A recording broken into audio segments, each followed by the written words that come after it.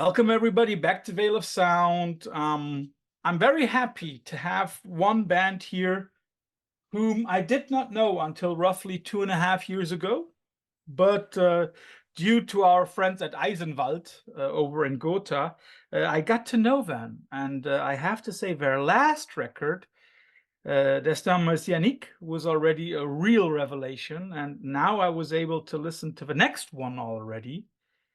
And Le Cloitre, I think is the name of it. I'm not sure how to pronounce it, but it was even better. So I'm very happy to have David and Jean-Loup here from Givre. So thanks for joining the show, guys. Thank you for having us. Yeah, thanks for You're your welcome. interest. And your last review of Destin Messianique was really thorough and I think well appreciated. So, thank you. That's the way it should be, shouldn't it? First of all, before I ask the usual question that we always have here, I first want to make sure that I pronounce the name correctly. Is it Giver or how do I pronounce it en français? Well, en français, it's Givre. Oh, so similar to Givre. chiffre. Oh, Givre. Yeah, Okay. similar to chiffre, but with a j at the beginning. Okay. So, and yeah. Then the usual question that we always have here at Veil of Sound. Where are you right now and what is the band shirt of the day?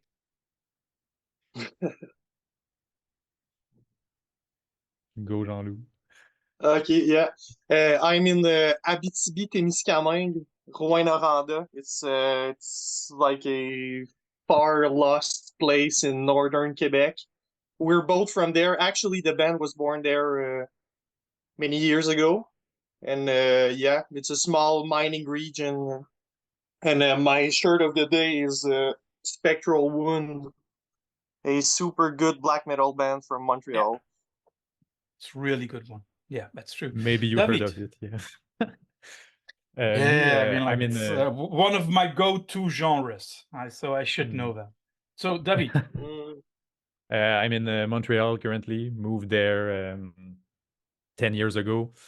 And yeah, I go back to Rouyn Noranda sometimes, but for now I live in Montreal. And my shirt of the day is Misere Luminis, which is in which I play but do not compose, but is a amazing post-metal band from around Montreal. So they're a good friend of us and helped us produce the last album in part. The last album or the new album? The new album. Mm-hmm. Yeah. And helped us produce albums of the other band I had just before returning to Givre. So they're, and I think they're amazing and are a big influence. So you should listen to them if you don't know them. Yeah. Before anybody asks, I once again represent, I think by now I should say, my favorite black metal band of all time, Ulfa. German black metal, meeting Pink Floyd somewhere in the middle. I know I'm pushing them very, very often, but it's one of the bands that more people must listen to. So we've already found out by now, you're a band from Quebec. Would you also, in a way, say that you're une band québécois? Like that there is some kind of cultural influence, not only thematic influence, but also like cultural thing that frames you, which is Québécois? Clearly, well, I think. Go ahead. Okay. I think it's a bit hard to define like what it means in precise term, just in terms of maybe musically or something like that. But there's certainly a big scene here that influenced us. I don't know if that's where you were going. Yeah. Like there's a big black metal, Québécois black metal scene. I think for many reasons we are part of that.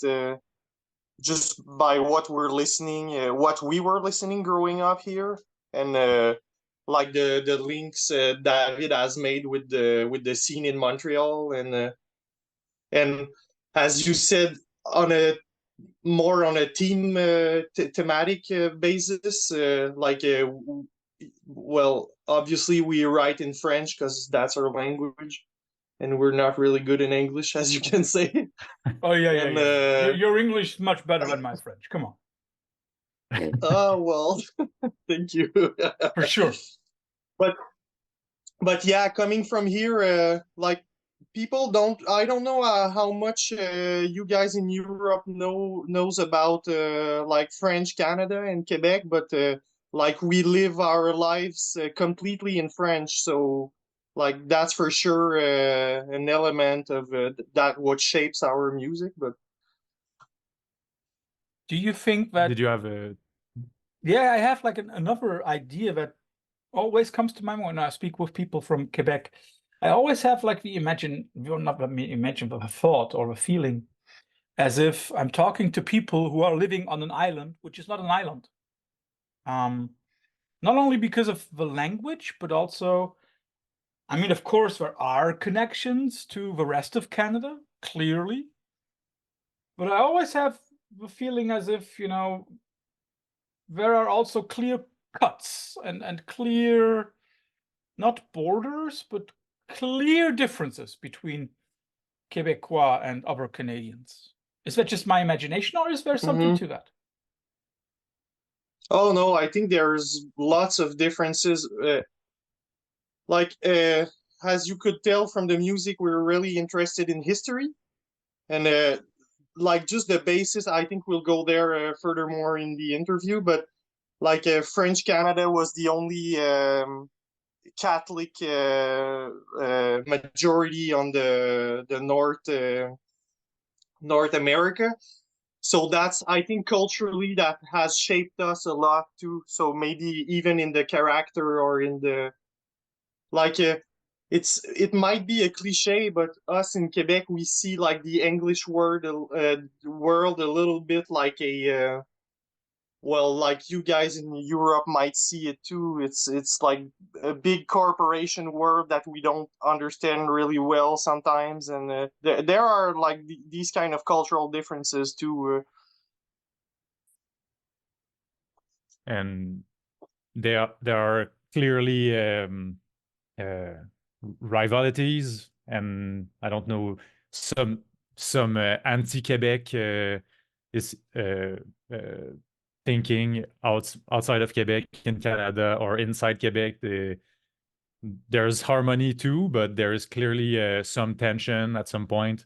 You can see on the internet people saying like really anti-French comments, and I think there's been like historically a big a strong movement to protect the culture here, to keep the French alive, and like law enforcement to make everything in French so we stay French, and it perpetuates. And I think that can create some tension because there are not those kinds of restrictions anywhere else in Canada, so maybe that frustrates some people that try to come here, and so I don't know. It's just a different climate from and different just things to think about, like when you arrive here and live here. So. And the political landscape is or was mainly center left leaning in Quebec for many years, like starting in 1970s, and it's like our political flavor here, like I would say for Europeans it's more like a light nationalism base in Quebec, coupled with left-leaning ideas like a state taking care of its citizens and things like that. So that's our flavor in North America as well, and some parts of Canada think it's well, it's in some part it's unique, but it's a little bit backward for them too sometimes. It's very interesting that you say that, that's something that I also sometimes perceive. I wouldn't even call it nationalism to a certain degree, because I know that there have also been tendencies to step away from Canada and become an own country, an own territory. But I wouldn't go as far as say it's like a nationalist society. No, nothing at all. It's rather, also something that I perceive from the outside. The Americans would say it's more liberal, whereas we Europeans would say, it sometimes just makes a little bit more sense. Because what Americans call liberal, that to us is like, that's the way we have been doing it for I don't know how long. But I've seen that. That is also an interesting combination, like this on the one hand, we're trying to protect what we have, and at the same time, we're definitely more liberal. That is also, I think, one of those very interesting and very positive examples of what it could be like. You have been talking about history. Is there also some kind of historical perception of, okay, this was the region that was first settled amongst all of Canada, and that is also some kind of tradition that we go back to?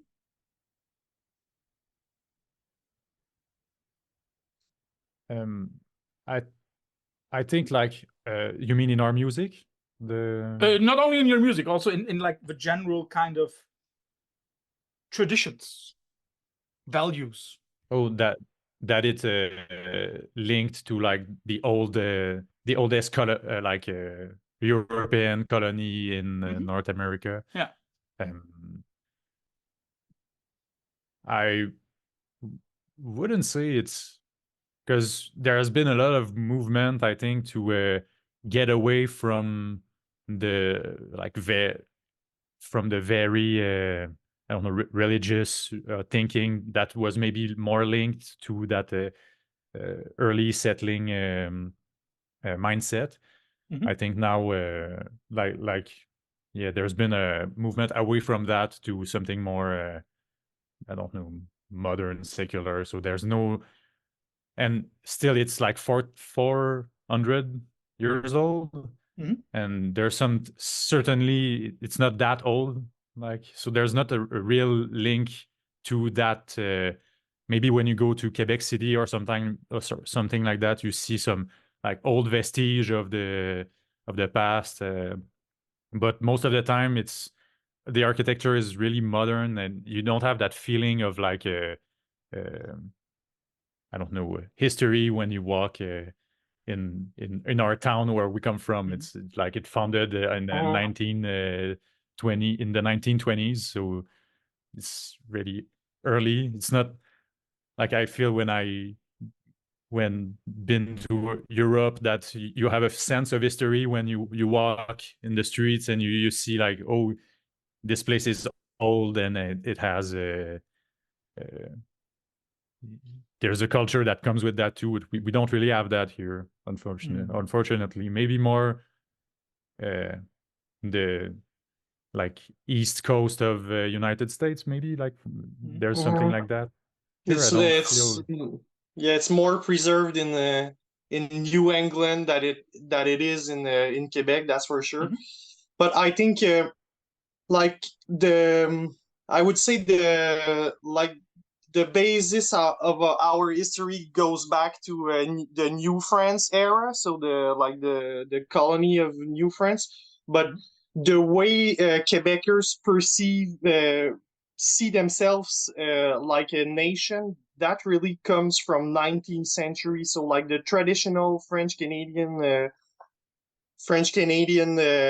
culture, I would say, comes more from the 19th century. And it's interesting to see that it comes from our link to England, to colonial England. Yeah. So we are very much influenced as well by the English way of thinking. And so our culture, let's say our traditional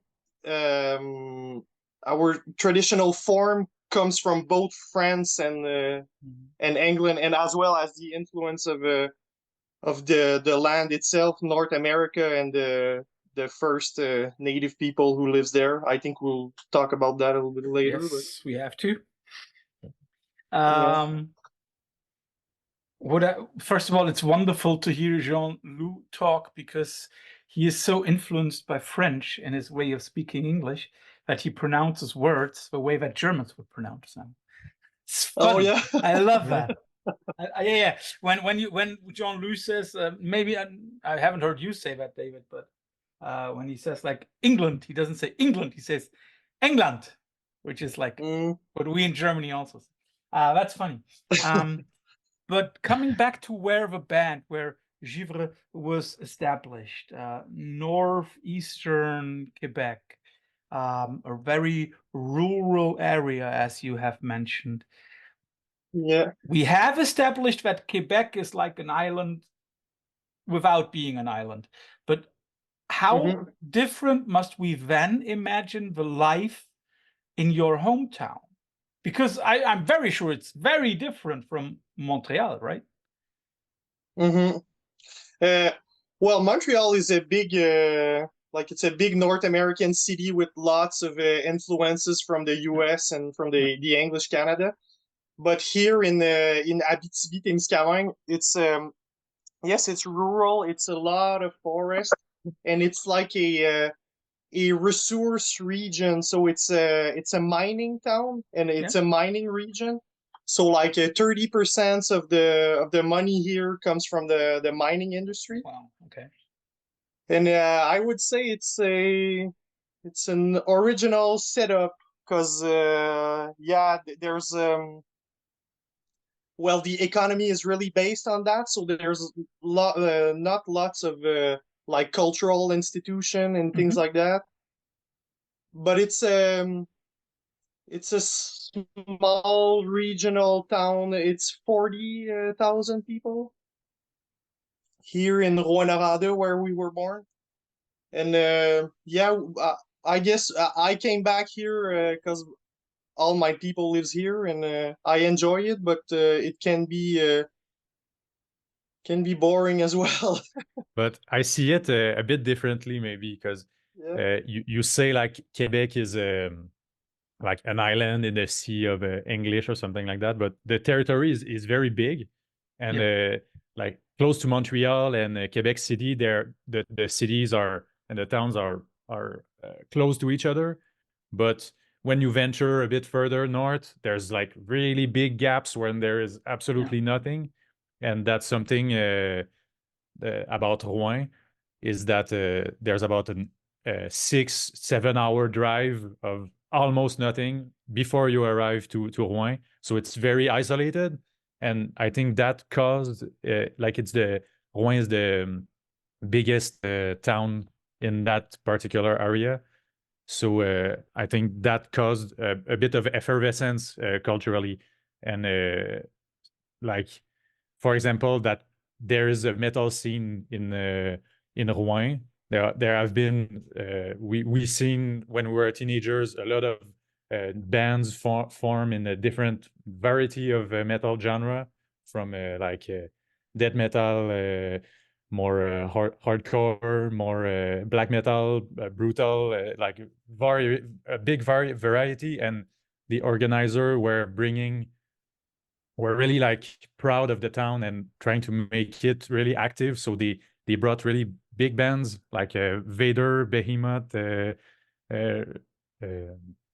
Aborted, just many like I don't know, AAA metal bands, like huge bands that came to the small town, and the shows were filled. Like there were more people than I saw and than I see in, like there were more people in underground shows than there is now in Montreal.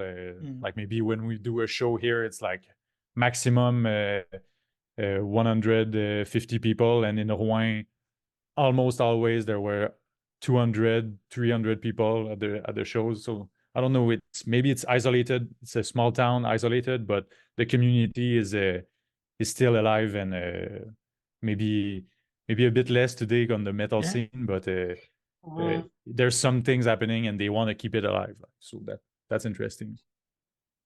Would you say that that self-isolation also led to a sense of a need for self-sufficiency? That, you know, we, as you said, the community, we have to stick together in a way. We have to support each other.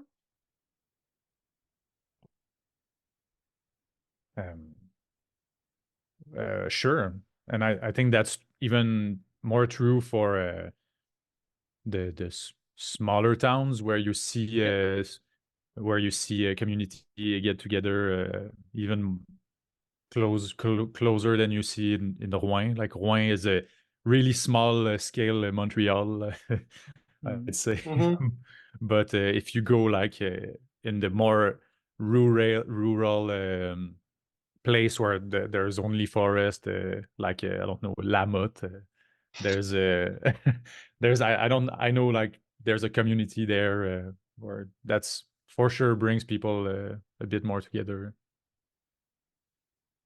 Just to get like a feeling for it, you said that you drive between 6 to 7 hours from Montreal to Rouyn.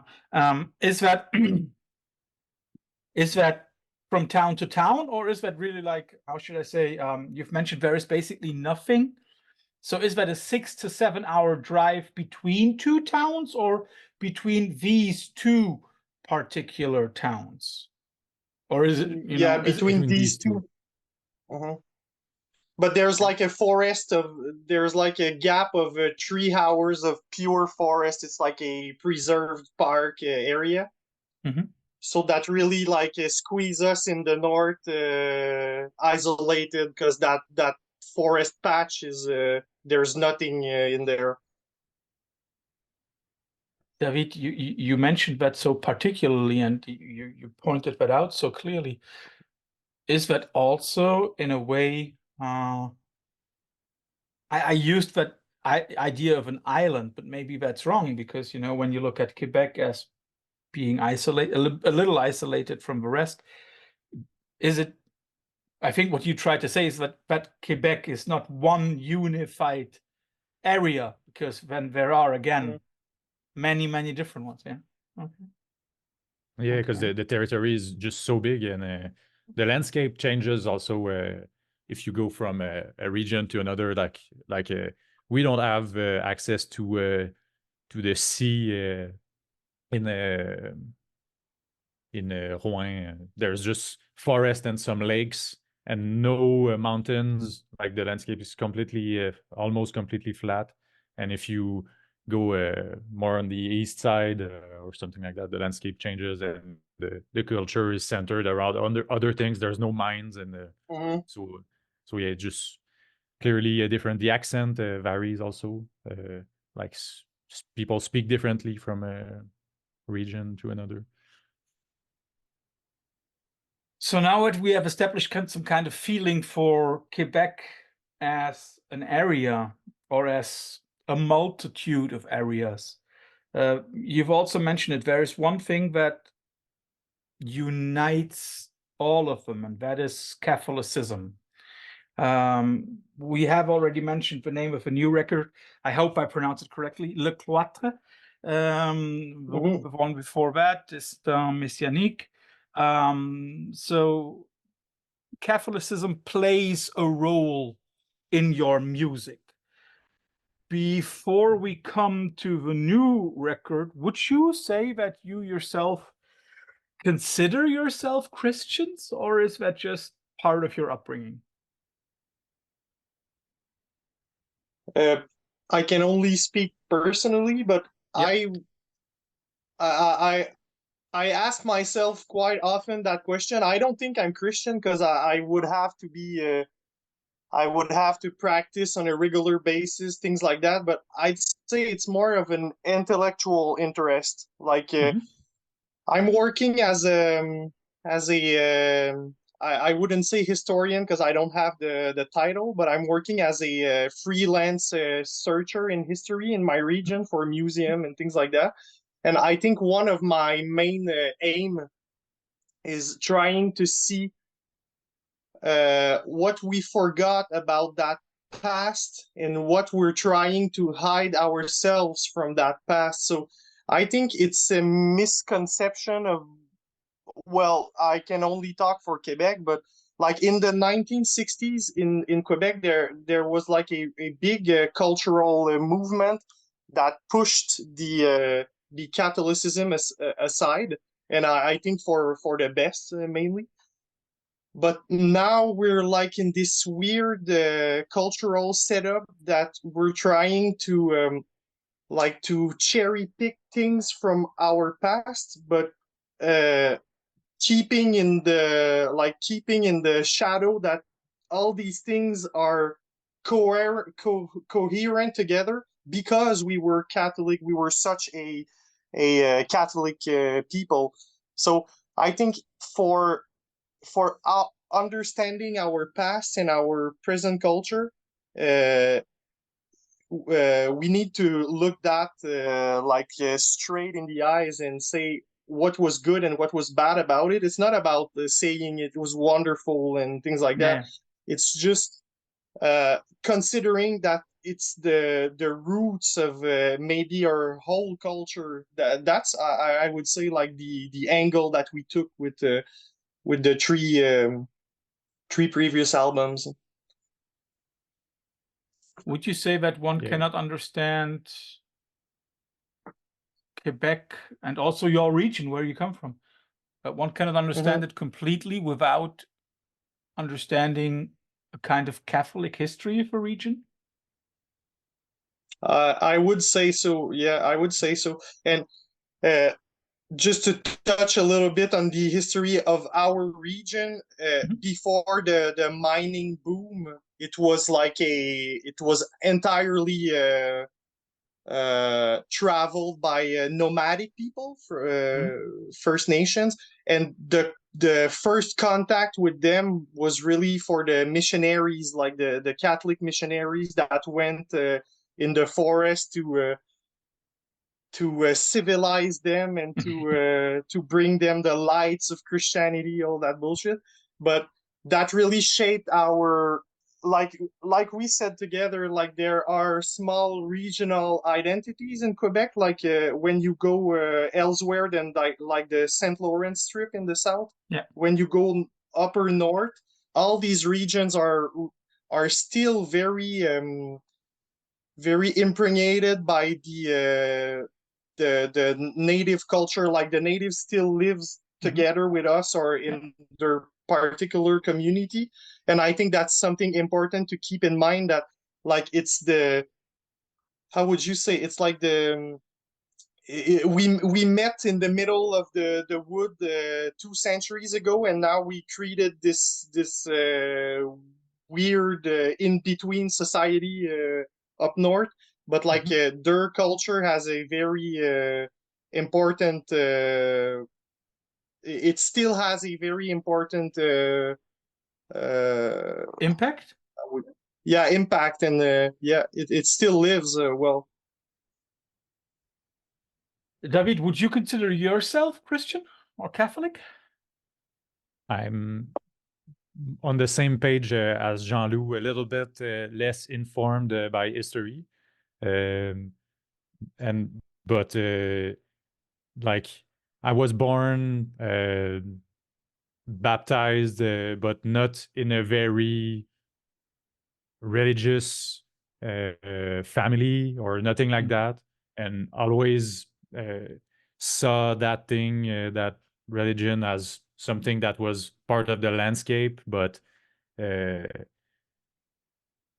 always I think I was more interested by like mysticism and spirituality as a wide concept, just exploring, reading philosophy and religious texts, just by philosophical interest. And I think by delving into that further, I got more interested in the mystical aspect of Christianity, as well aside of other religion and stuff like that. So I don't know, as Jean-Loup, like I don't go to church. I don't I don't pray.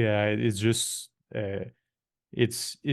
I feel that the landscape, the religious landscape, has certainly shaped me in a way, and I try to recognize that and explore that in the way I can. But at the same time, I'm not I'm not like dedicated and devoted that much. But it's a subject that interests me deeply.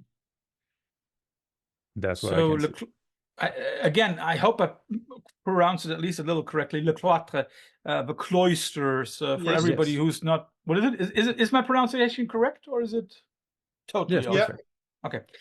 For everybody who's not that familiar with Christian architecture, the cloisters is the part of usually a monastery where the monks go after their reading, after their regular service, which is more than once a day.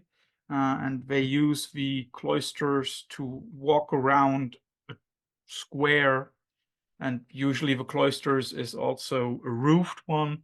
And they use this place as a place for inner contemplation and for like contemplating what you just heard in the service, in the mass before. First of all, when you wrote that new record, was there a specific cloister that you were thinking of? I think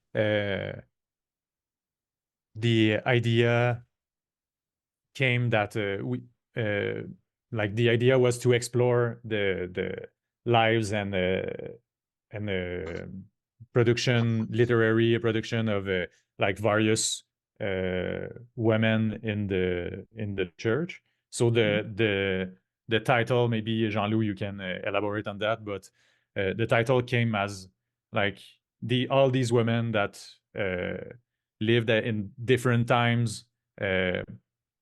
Their common space was the cloister, like the conceptual abstract cloister, maybe like it's a place where they all come together. So that's the album, and maybe like the text come like maybe Jean-Louis can talk about it, but there is more text than what we put on the album. There's like a wider range, and we only selected 5 or 6 for the album, and to make songs out of them. But it's part of a literary work Jean-Louis is working on also.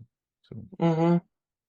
Yeah, when we were living together, me and David in Montreal 3 or 4 years ago during the pandemic, like that's the time lapse during when we composed all 3 first albums. So the Le Cloitre included, well, mainly, and I'm also we could say a writer or something like that. I'm writing things, and I published my first book last year.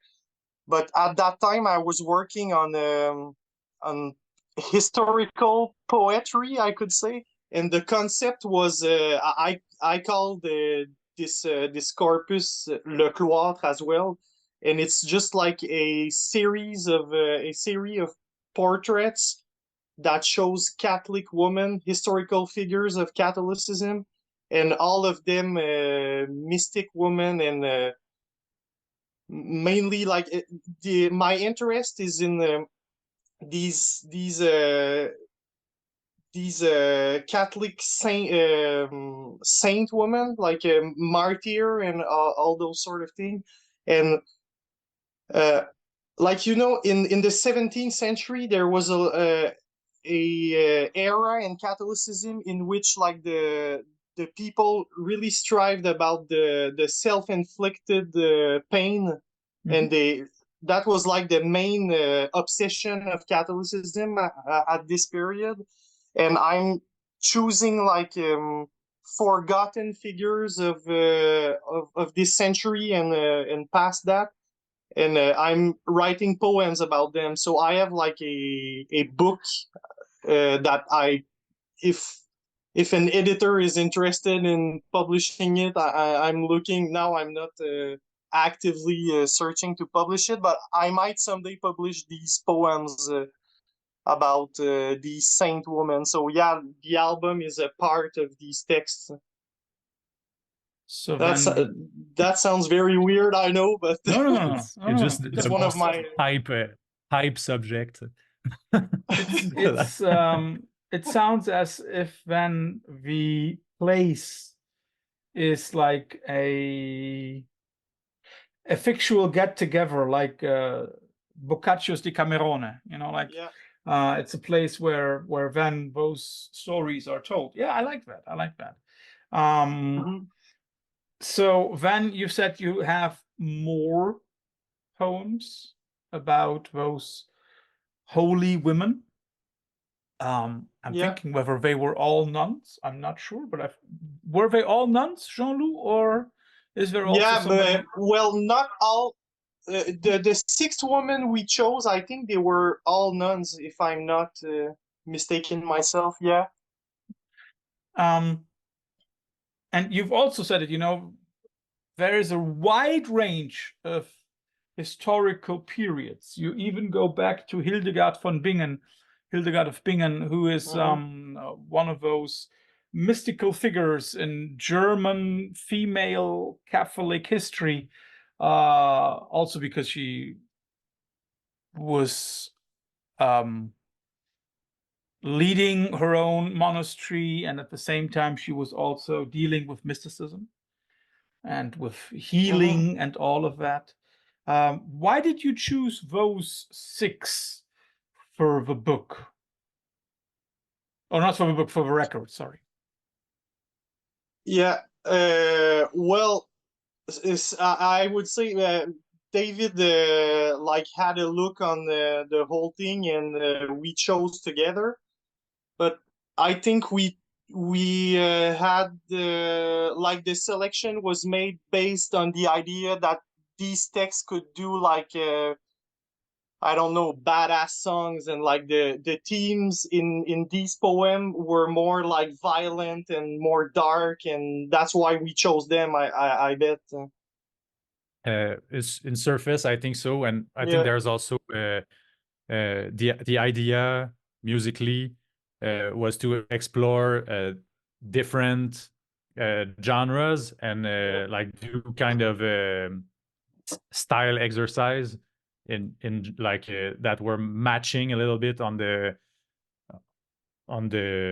text. So I think we were trying to select the text that were a bit different, one from each other. So and also that cover a wide range of time. Like the first song is based on a woman that died in the 1980s. So that's really quite close to us. While Hildegard, it's like very it's medieval. So 1,000 years ago, I right? think Yeah, and as you say, like Hildegard was like the piece that David wrote, musical piece of Hildegard is like more psychedelic because the theme of the poem is yeah. Which also it's then fits her biography, right? Because if you look at her from a modern yeah. perspective, she's not a classical nun, right? Of course, yes. When you chose that title, Le Cloitre, of course, this is a place of inner contemplation, but we must also be aware of the fact that inner contemplation can also be inner turmoil, and it can also be like terror. Was that also something that was clear to you, that that is also part of that? Yes. It's a shame that my English is so bad because I like to speak about that in a language that I'm more eased into. But yeah, the aspect of like God is something that can eat you alive too. Like Yes. in the Catholic traditional thinking, there's like this contemplation of God, but there's a big scare of him too. So like all these women, well, some of them at least, had these had the spiritual thinking of like God is a void, or God is like an erotic thing that I can refer to and lust to, and so like all these aspects are covered in my like in every pieces. I try to go in a different like a mystic universe, and most of them are quite dark and scary, I would say. Yeah, tending on the bit yeah, disturbing and just powerful image that blend love, suffering, and in very like it's funny because like it's the last place where modern people like would imagine to find like interesting poetic images is in like the biographies of religious women, maybe, and that those like poetic really symbolic images just are found there. I think it's very interesting. It's very interesting when Jean-Loup was talking, he was talking about the erotic. At the same time, I don't know why, there is also something erratic about it, you know, the way that there is something between those women and God. There is also some kind of erratic, something false, isn't it? You know, some of these women like in the 7th century, as I said, like in the early 7th century in France, a couple of these like really weird erotic like religious women went on once they died, they become saint. But like once you cross the half of the century, like the Catholic siege in Rome becomes very suspicious about them, and like the main opinion of the church turns upside down, and now they look at them more like holy fuck, rather keep away from them, because they're really like they're sorts of uncontrollable mystics. So they say things that that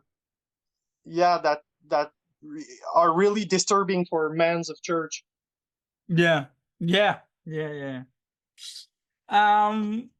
As you are Canadian, and as we're talking about Catholicism, I of course cannot let you go without like not going into detail, but your opinion on the next question.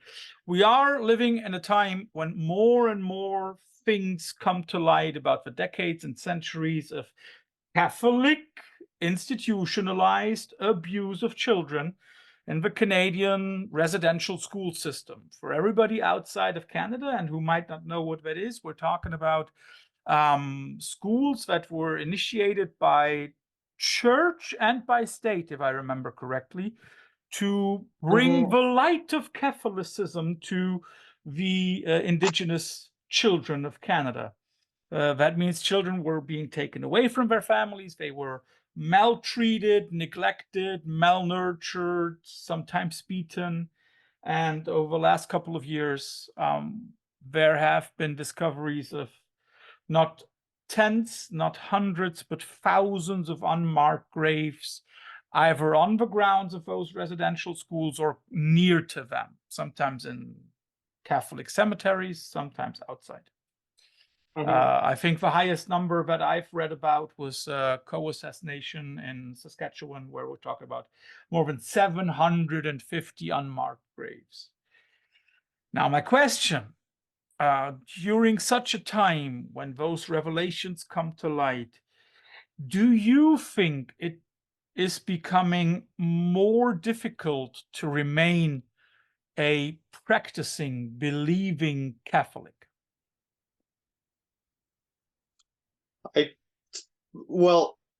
I can't talk for myself because I am not one, but I know Yes. people like intellectual. I follow them and what they write, and I think it became really difficult, like to keep the faith in one hand and to see all these things. And I think it's just obvious that Quebecers, we were how do you say, hypocritical about that past, about that history, our history, and what we did, like hands in hands with the religion and our state to these native people. And I think, yeah, it became very difficult to coordinate these two things. And I don't know, it's just a very complex and vast subject, but all we can say is like this is all a colonial enterprise to it was the plan was to erase these people, or so to like to how do you say, like Christianize them, wasn't it? yeah, it was to Christianize them, but the idea was to have the Assimilate. territory vacant so we could colonize it. So you can put the blame on the church, you can put the blame on the state, but overall, and that goes with my idea of like it wouldn't be wise to look at our history just by a secular frame or just by a religious. We have to put these two together and have a look at why did we went behind the church when they told us let's go up north and colonize, and there's no one there and it's your land, and take it. And like there was like a French propaganda, French Catholic propaganda, saying like the north is yours, take it, like it's your soil, it's your. So that's really messed up. And I think if we want to understand that deeply, we have to reconnect ourselves to the thinking of these people, and knowing the history of Catholicism is one key to understanding that. Mm-hmm. The thing I can add, like you said, like people are being hypocritical about that. Like, to elaborate on that is like it's easy to say it's the state's fault, it's the religious fault. We are not religious. It's not our fault. Like, no, like it's everyone was on the boat. Like, so and it's not like they were hiding or something. Like it's something that has been known, even if the graves were found recently. Like the existence of these schools and stuff like that, it's been taught to us, and it's we all knew, and it was very taboo saying it when you were like, when you were telling the tale of our history and all that. It was like a blank space saying, oh yeah, there were some school, I don't know, let's keep on let's talk about the next subject. So it's very similar, without trying to draw a parallel between the residential school system and the Holocaust, but there is a parallel in the way that Germans ignored their neighbors being taken away, and Canadians ignoring native children were taken away. There is a parallel. Ignoring something for the sake of not wanting to know.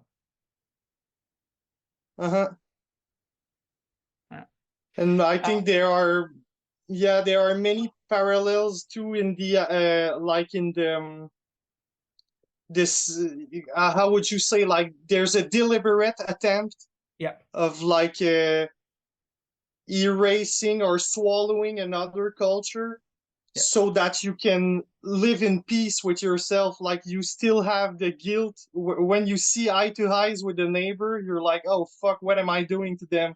But like there's a big construct, an intellectual construct, like to make them invisible so you can live in peace with yourself and say, oh yeah, that's our land, that always has been our land.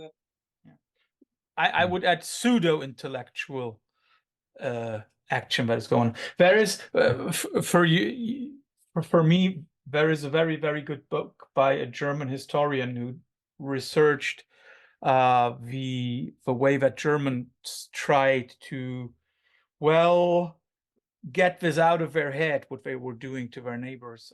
It's by a German historian called Peter Longerich. And anyone out there from Germany, if you ever get that book, if you come across it, buy it. It's called Davon haben wir nichts gewusst. He basically, I'll translate that for you guys. He says that there were lots of Germans who, after World War II, when they were asked about what had happened, and most of them said something like, "Oh, we did not know anything. We did not know anything about it, even though it's never a question of you in the plural, but you as a singular." The German language there has a difference between du and sie. And so they were asked, like, did you yourself, you, one person, did you know what was going on? And they all said, we did not know anything about that. So they tried to push that to the back of our mind. And I think that is something that what David also mentioned, you know, something like that can never happen without people looking away. Coming back to your music, because that's more important. Is your music also, in a way, your kind of, or your method of dealing with the problems of Catholic belief? I wouldn't claim something like so intellectual about the music. I'd say it just comes from a passion, and maybe is fueled by interest and passion about these subjects and stuff like that. That makes maybe a coherent whole with the composition, but and that maybe merges into something that delivers the message or something like that. But I think at the bottom, like, I'm just a fan of metal, and I want to create, and just it comes from passion and intuition, and after that it merges with the themes and becomes something that delivers a message. But it does not start with the intent of delivering a message when I pick up the guitar and write some riffs, you know. When we talk about the tracks on Le Cloitre, it's to me it feels like another step towards establishing or towards perfecting the Givre sound. There are wonderful melancholic soundscapes, and when they're mixed with thunderous light beams, like lightning in a bottle.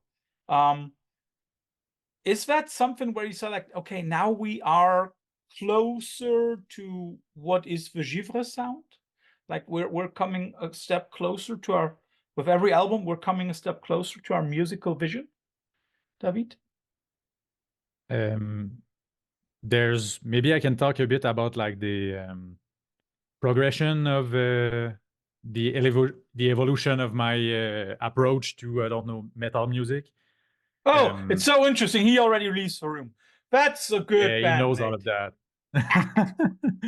But go on, David. So like, we started to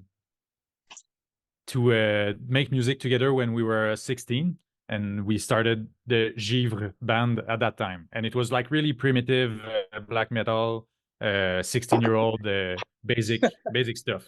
And after that, I built on that and created another band called Enteos, and which is really exploratory, like extreme metal pushed to really weird territories, and bring experimental jazz influences, and make something really atypical and I don't know, personal. And I think this new iteration of Givre is a bit of a comeback from that like wild exploration to something more traditional for the first album, and after that rebuild on that new foundation of basic black metal, and rebuild on that and to see where I can push that in new directions. So I think the first album is really like very, very raw and primitive. After that, Destin a bit more refined, and this new album goes in various style directions. So it's more of a process of exploration and refining the method of composing different kinds of song, and trying to stay varied, like not create the same song twice, and explore new direction always. So I have no personally written material for a next album that I do, but there's the next Givre album is composed by another guitarist, so it's not like the same continuation of my sound that you can see on the 3 albums and the Enteos albums and all of that. So that's on pause for now. But we'll see where that takes us. We have certainly ideas of maybe returning again to something a bit more raw in the future. That's my idea, because I think I don't want to go like further experimental and stuff like that. I feel like I already did that. I want to try always something new. So maybe that's the sound of Givre, just variation but iteration on this kind of thing you like that you describe, which is make melancholic soundscapes and dynamic song structures. Of course, I don't know something if that is that also answers very your question. yeah, it does. Something that is also very characteristic for at least the new record and the record before. One hears samples from movies, field recordings. I still remember the first time I heard Destin Messianique. I immediately felt taken back 200 years ago, but still listening to a black metal band, which was amazing. I think that's a feat that is hard to achieve. But is that also something that you would say that is something characteristic for Givre, the incorporation of field recordings, of movie samples, and so on? Yeah, of course. I think that's maybe kind of the thing we had in mind when we made the first iteration on Le Pressoir Mystique, which is the first of these 3 new albums. The idea was to blend in some elements of electroacoustic or field recording, and to create something immersive in a unique way, if as much as possible. But yeah, definitely that's something we try to refine and make more present and interesting from record to record. What happens when I listen to some of the songs is that I'm feeling somewhere between times.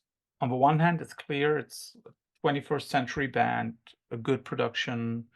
That is very clear. But at the same time, with those field recordings, you take people back several decades, sometimes centuries. And very often that happens through those samples or through field recordings. How do you go about? Are you looking for those specific sounds, or do you have an archive of sounds where you say like, oh, maybe this moment here when I listen or when I hear something that's like a stagecoach being drawn across cobbled streets? Do you have an archive, or do you record that for a specific song? It depends. For Destin Messianique, I think it came with the themes of the songs, sometimes I think we just had like the idea that for the first song we want to hear the flag wave in the wind. We want to like there's something that comes with the themes and the idea of the vision that the text gives, like and we want to stick to that and create an atmosphere that that just elaborates on that and create something immersive, and maybe storytelling or something that follows the song structure. But we don't, for that album it's cherry picked, like just this song needs a flag, the sound of a flag. This song needs like the stagecoach, like you said, or something. Like we want to feel on the field and hear the labor or something like that. And I think we found those simple on internet. We did not record them ourselves. Yeah, sound banks, mostly like that follows maybe my work as a composer for film and sound designer, like the same idea to just convey an atmosphere.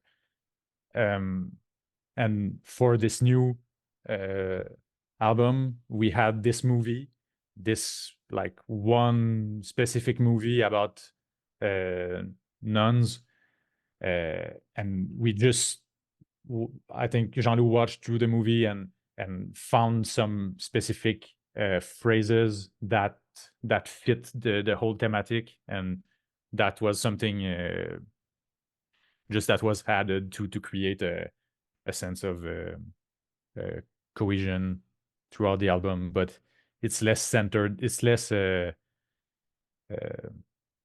don't know, maybe evocative, or there's no like a field recording on this new one. Is just centered on the movie sound and ambience created with the music, I think.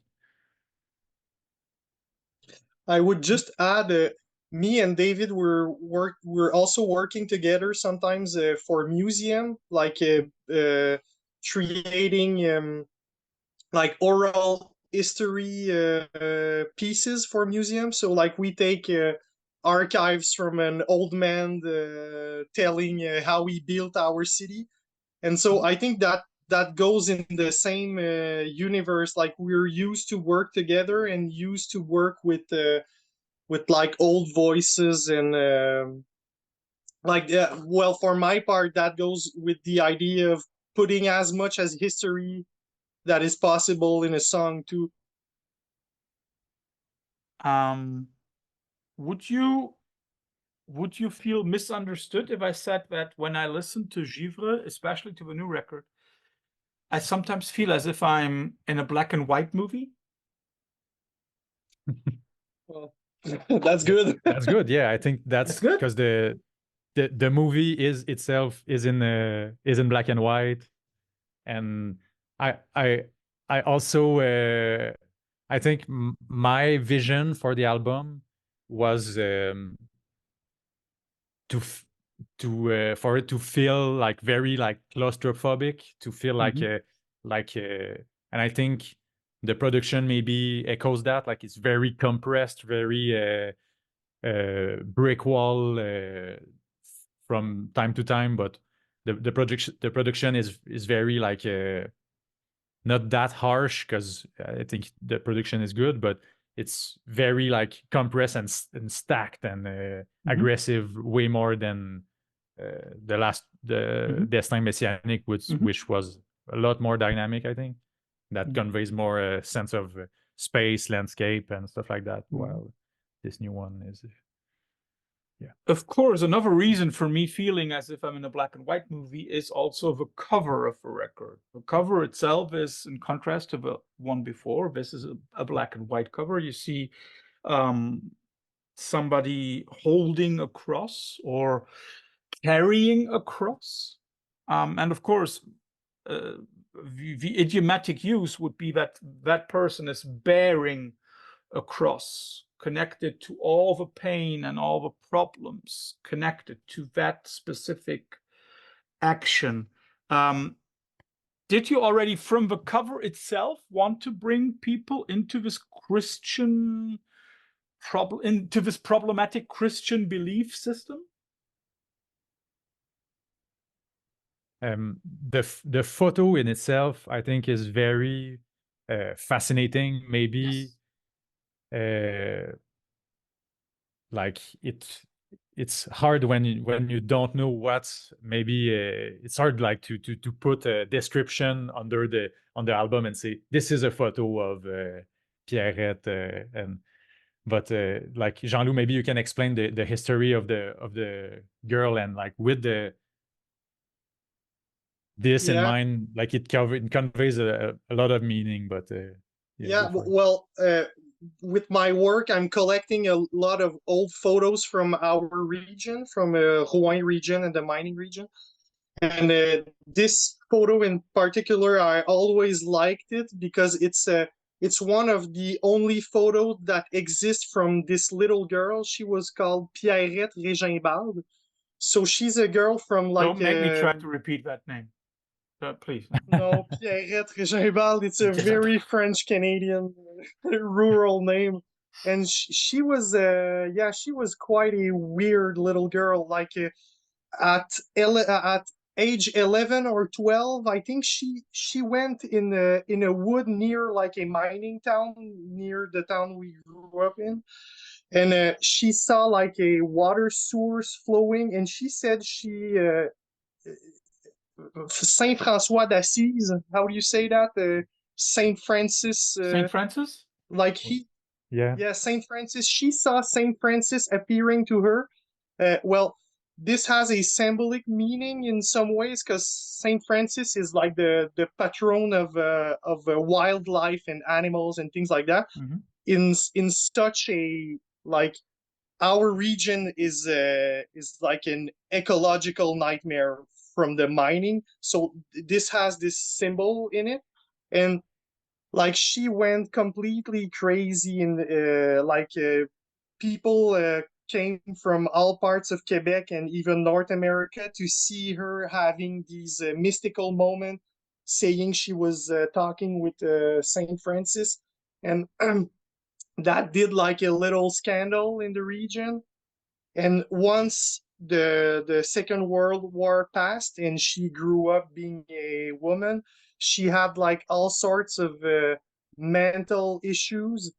And it came a time when like a newspaper here in Canada made a piece about her, saying like she was just a liar, a fraud, and she went to jail too, and all these things.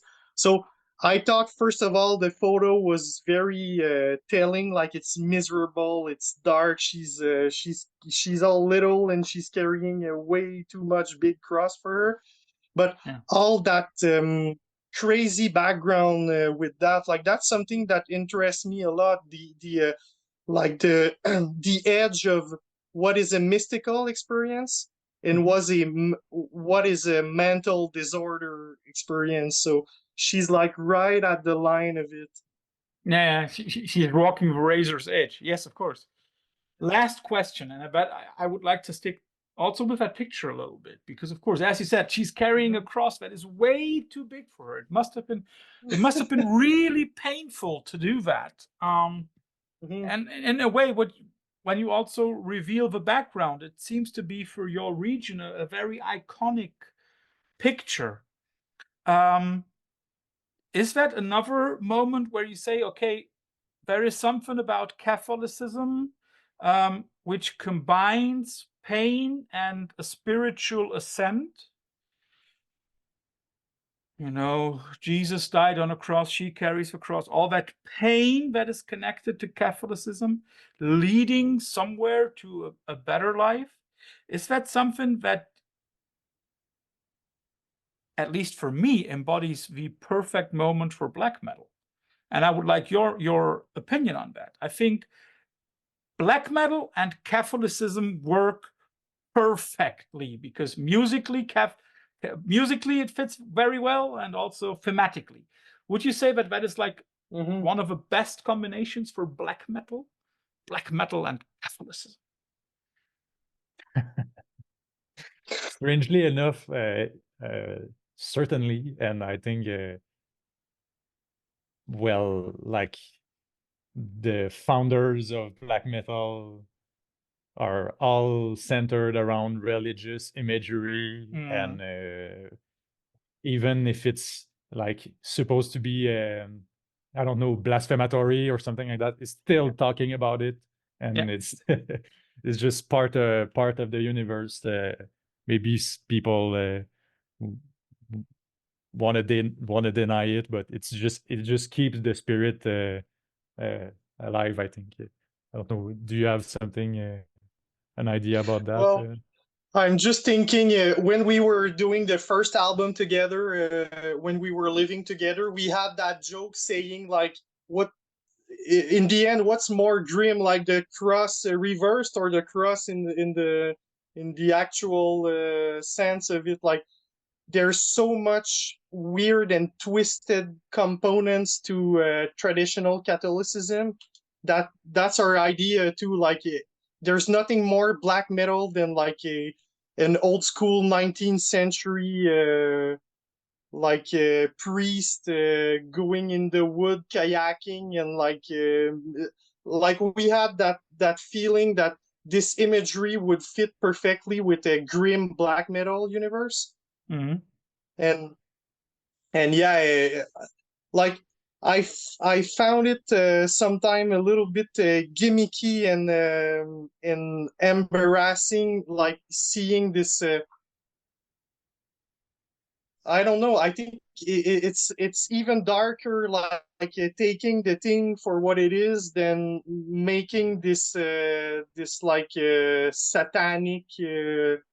I don't know. I don't personally. I don't feel connected to this.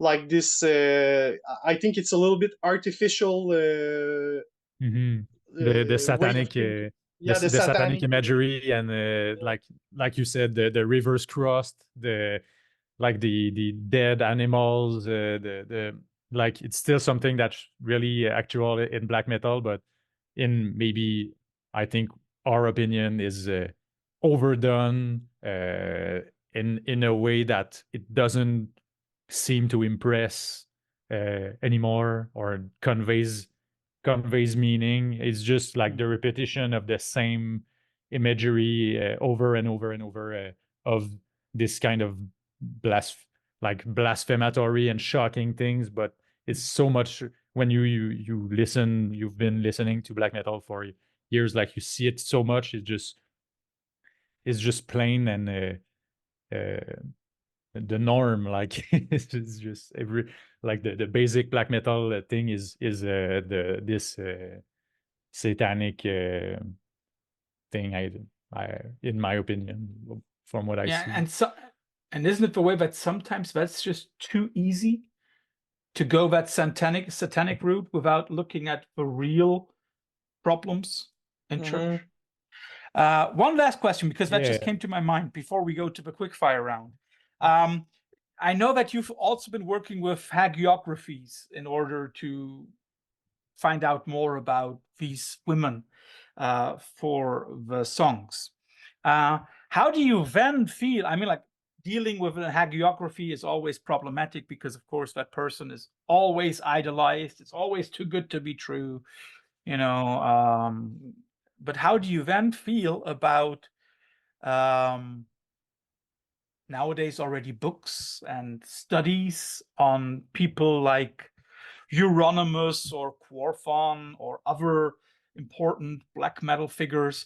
When you read those biographies and texts, they're also very close to hagiographies. How do you feel about that? It's a very interesting question. I don't personally read like biography of a black metal musician. I never read any, but I read a lot of old hagiographies, and I can say that it's literature genre that still exists in like journalistic pieces, and you can see it. Like, is there any biography that was ever written that isn't a little bit an hagiography? Like, you select these moments that are symbolically very charged. So I don't know for like a black metal musician, but in my thinking, there's no such thing. There's no differences between a biography and an hagiography. They're all quite the same in some ways, I'd say. Maybe because some of the hagiographies passages that are in the text, like, it's not idealized in a way that's always like beautiful and stuff like that. Sometimes it's like so disturbing, so much pain, so much. It's just it's over the top. Like thinking of Louise Dunéa that we use for the opening song of the album. Like the second song, yeah, which translate to like Louise of the Void or something like that. Yeah, she was a French mystic of 17th century, and in the hagiography written by just a regular Jesuit, like how do you say those, like a priest. So he tells about her that she used to lick like the wounds of her co-religioner, of the other nuns that lived with her, and like she did all those disgusting thing, like eating rotten flesh, and like inflicting all sorts of self-pain. So even in hagiography, there are some twisted things that insist very much on like the dark side of the character of the person that we're trying to depict. But by the way, that question that you asked, Jean-Loup, yes, there are hagiographies that are too idolized. I still remember from my history classes at university, there is an hagiography of the first German Roman Emperor, Charles the Great, Charlemagne. And when you look at his biography, which basically is nothing more than a hagiography, that just can't be true, because sometimes it just wipes over and denies certain facts, like Charles basically telling the Saxons, "Oh, you have a choice, death or baptism." When you look at the hagiography by Einhard, you will see that he presents that in a much better light. But I know what you mean. Hagiographies are very, very difficult to deal with. Guys, first of all, thanks for all the insight. Thanks for all the interesting deep talk. But now let's get to the nitty-gritty. Nobody gets around in Veil of Sound interviews without having to stand the pain of a quick fire round. You will get 10 to 12 questions, always couples, and you have to choose one of the choices and give a short explanation. Let's start off with something easy. Putin versus Fève Hollard. I hope I pronounced that correctly. Fève Hollard ou Putin. Oh, Fève Hollard, okay. Yeah, Fève Hollard, for sure. What? For you too, David? Yeah, Fève Hollard is more healthy, I think. So yeah, maybe for the long term, Fève Hollard. Then of course, I think that's the next one is an easy one. Montreal or Montreal? Montreal. To get a little bit into music, I'm very sure you two know this band, and you also know its two sides, Blood Incantation. Which side do you prefer? The ambient stuff like Time Wave Zero, or the very progressive tech death stuff like Hidden Histories? I'd say I have to choose. I'd go with Hidden History, but I really prefer. I think that their best stuff is the last EP they put out, which blends the two together really well. and I think that's the way they should go forward. Like blend the two together. I think the ambient stuff is not that interesting in my opinion. I think there's better ambient music, but if they continue to blend it, that's the way forward. Jean-Loup? Sadly, I have to admit I don't know much about them. I don't listen much. Like I'm too much into black metal to listen anything else. At least that's very honest. I think the next two, I hope I looked it up correctly, but I think those are two bands that are also from Quebec. Nordicwinter versus Cloitre. Nordicwinter. I don't know about them. Yeah, Do you know? Me too. Me too. Yeah. I listen to Nordicwinter more than I do for Cloitre. It's like more of a I don't know, slow pace, depressive, suicidal kind of thing. Yeah, it's more DSPM. Yeah, they're quite good. Yeah. So your choice. So which one do you prefer? I prefer Nordicwinter. That's our label mates. Oh, I know. I shouldn't say that, but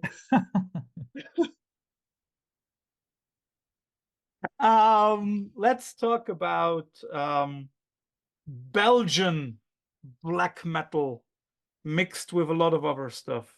Two bands that are both part of the Church of Ra. Amen Ra versus Oathbreaker.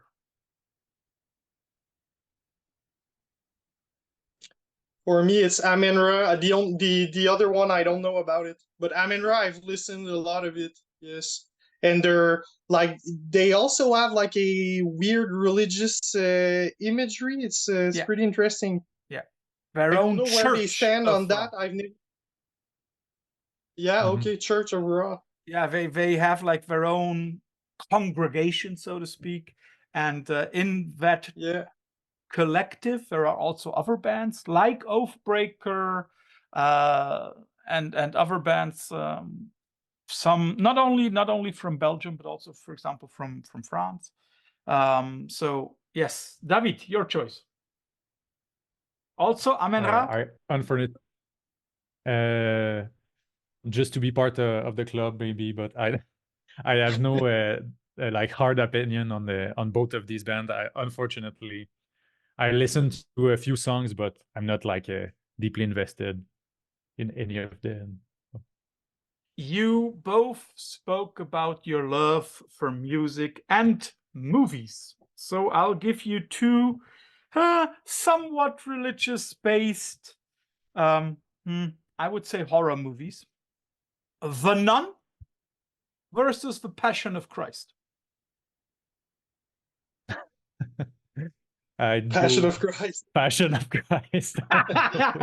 Yeah, you just want to see him bleed. That's what's all about. Oh yeah.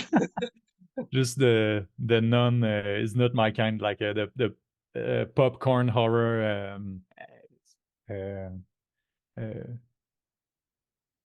Montreal or Montreal jump scare does not, core. Yeah. Montreal does not have a lot of professional sports teams anymore. Quebec in general. But if you had to choose, would you rather have the 1970s and 1980s Expos or the 1970s and 80s Canadians?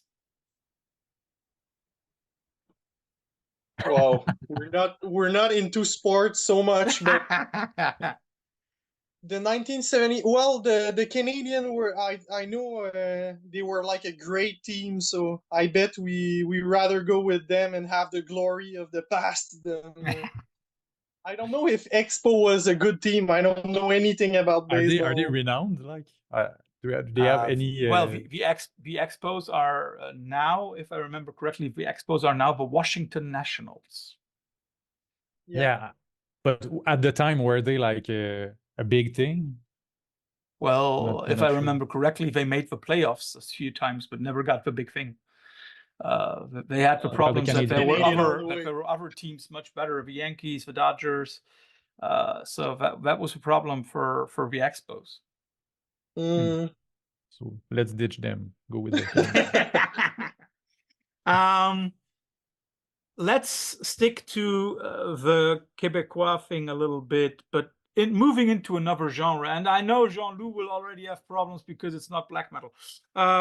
Godspeed You Black Emperor versus Do Make Say Think.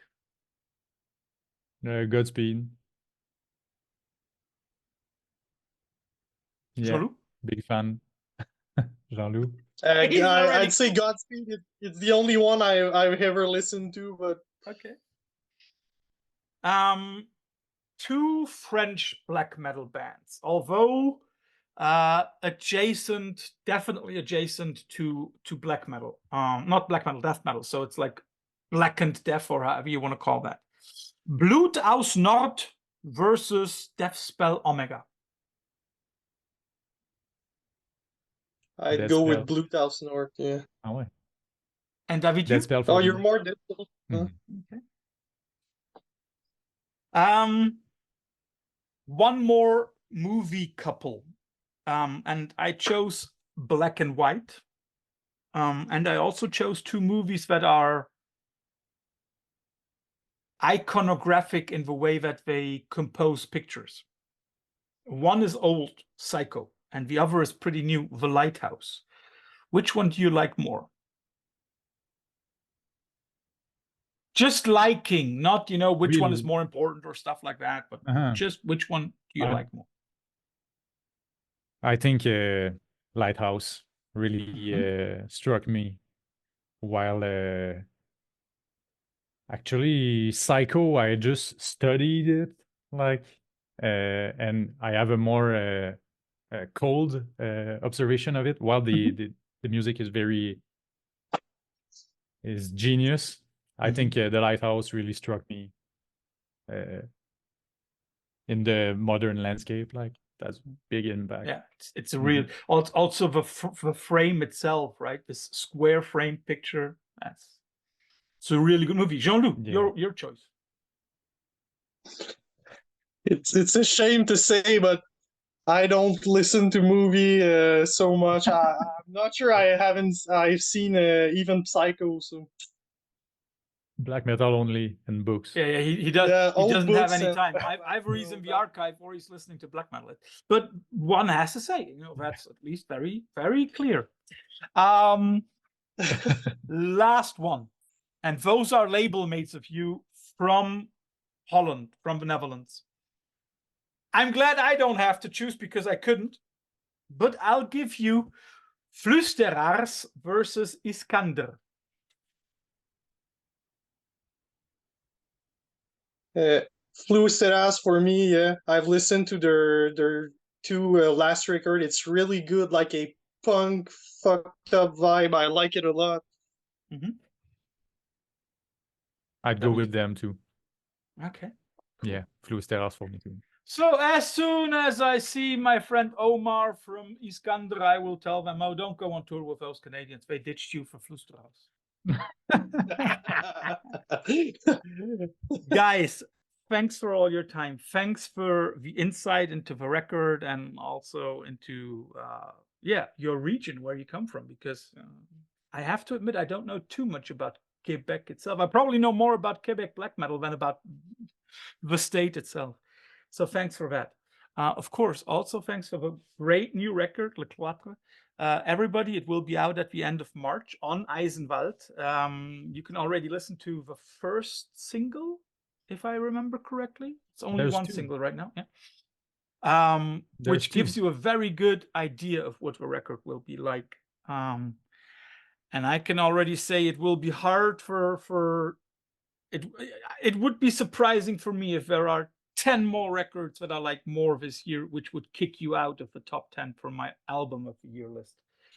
Guys, thanks for all your time. Enjoy the rest of your day. Thank you. Thanks for having us. You're welcome. Thanks for the interest again. Bye-bye. Good questions. Bye. Thank you.